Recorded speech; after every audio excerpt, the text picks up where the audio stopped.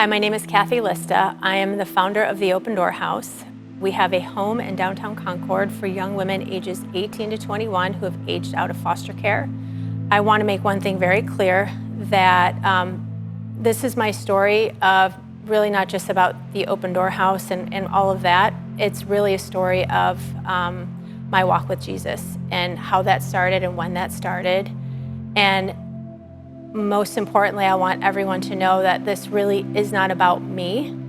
It includes me, but it's not about me. It is about everything that God has done for me, and He is doing through me. Back in 2009, I was really looking for a different church. The church I went to was fine, it was great, but I really felt a call that I wanted more. I wanted a different relationship with God, with Jesus. I wanted to know Him more. I was invited to attend Venture Church, and from the minute I walked in, I knew it was what I had been looking for. My husband and my kids started going with me, and we loved it. We felt at home here. So on that journey, while we felt we were doing everything right, going to church, praying, becoming part of this family, we even all got baptized. You know, we felt like, okay, this kind of solidifies our faith. This is, you know, our public statement that we are followers of Jesus. Although we still weren't where we needed to be. We were going through the motions, kind of as I had done my whole life in religion. I went through the motions. I got baptized, and it meant something to me that day, yes, but I still really hadn't handed my life over to the Lord. Things still kind of went off the rails, if you will, for our family. And the summer of 2013 is when I found myself in the darkest place I had ever been. My family and I were kind of in shambles. That's how I like to describe it. That's how when I look back at that time, I think about it. My husband and I separated. I moved out of the house. I took a long walk one day, and I said, okay, God, where do you want me? What do you want me to do? And I really felt, I heard Him say, it's time to go back home and work on your marriage and repair this and make this. It's time to go back home, and it's time to really give your life to me. And that's when we truly gave our lives to the Lord. That's when we said, okay, God, this isn't our life. This isn't our marriage. This isn't our family. This is yours. And what do you want us to do? And how do you want us to go from here? You know, there is that it's not an expression, it's throughout the Bible. You know, I never understood it before. You know, to die is to live. And there is nothing more true in those Bible verses. To die is to live. And when you hear in songs, you know, about being pulled from the grave, it always, I can't sing those songs without crying, because I was in the grave. My family was in the grave, and He truly pulled us out and gave us a new life. And then in 2015, while on a work trip, I was part of, you know, a service project, and that's when I learned about kids aging out of foster care. And at the time, my daughter was 15, our son was 17, and I thought to myself, this could be them. You know, what would happen if Mark and I weren't in the picture, and they didn't have a home, and they didn't have a family, and they had nowhere to go? So, you know, I just cried, and that's when, you know, the Lord broke my heart for a second time. He broke my heart the first time during, you know, that separation of marriage. And He broke my heart again this time for orphans and for kids in foster care, because up until that point, I didn't know anything. I didn't know what happened to kids when they aged out of foster care. Honestly, I was like, they're probably happy when they're 18 because they don't have to be in the system anymore. I just never thought about it. I just didn't think about it. So I really felt God saying, you know, you're going to start this nonprofit. And let me just tell you, you know, if you knew my whole story of where the Lord pulled me from, like that grave I was in, it was deep and it was dark. And to know that He was calling me something so extraordinary, to care for his kids, to care for orphans, to be a part of something bigger than me, than my family, it rocked my world. And I wrestled with it for a good 6 months. And I didn't, and it wasn't even the fear of what is this gonna look like at first. It was just, Lord, are you sure you want me? Broken sinner, me, to carry out something so huge and extraordinary and have it live up to your name, like have it do justice for you, glorify you. Almost 2 years to the date of learning about youth aging out of foster care, our 501c3 came through. We were the Open Door House officially. And then after that, it was, okay, I work a job. I have to work my job. I have benefits and a salary. We're a 2-income family. So now what? So I waited. I kept going on with my life and just said, okay, God, let me know the next step when you're ready for me, whatever that is gonna look like.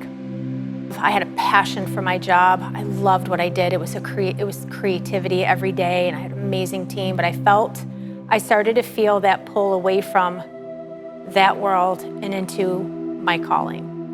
So almost a year later, now we're almost to that year mark of getting our 501c3. I woke up on a Friday morning and I knew that was the day that I was gonna put my notice into my job.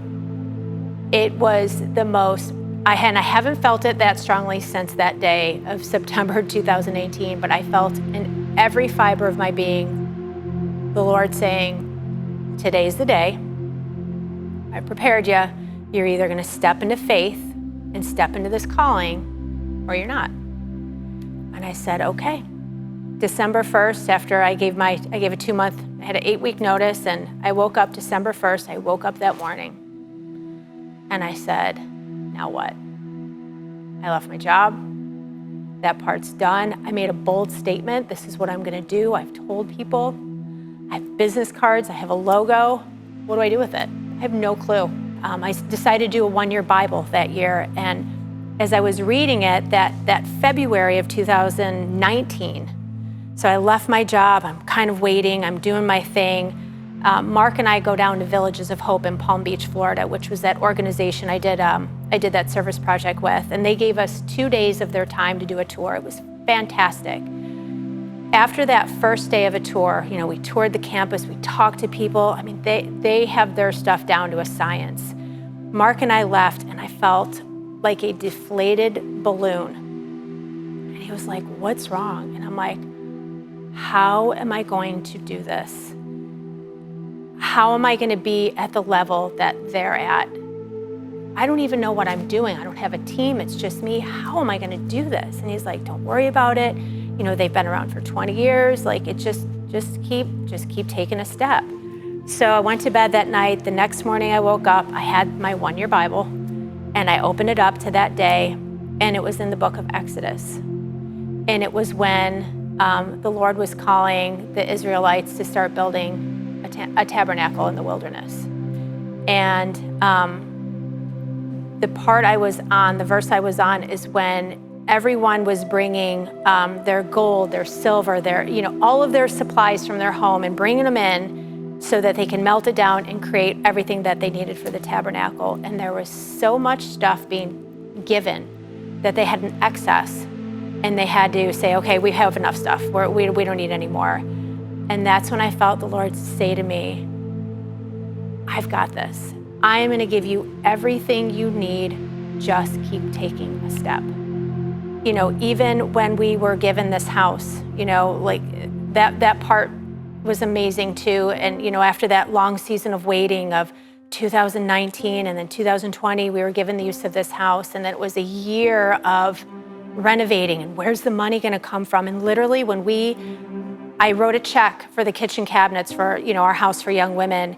And that check, there was just enough left to cover what was the cost of the rest of the cabinets. And I was like, I don't know what I'm gonna do after I write this last check to pay for the rest of the cabinets. When they come in, I won't have money to do anything else in this house.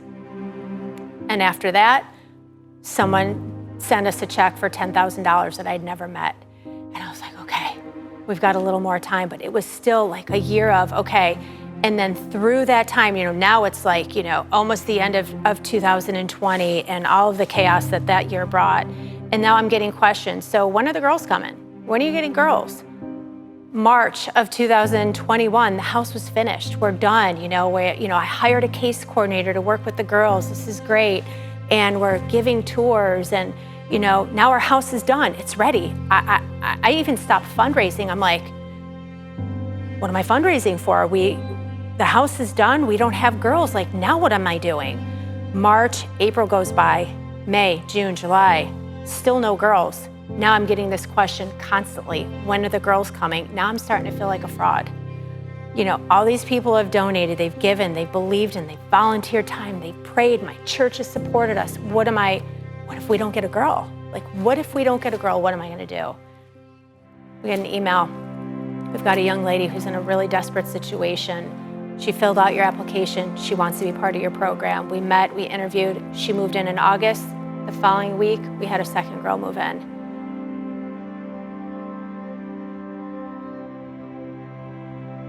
These young people have come to us with so much stuff in their short lives that they have dealt with and seen and experienced. The brokenness it's deep.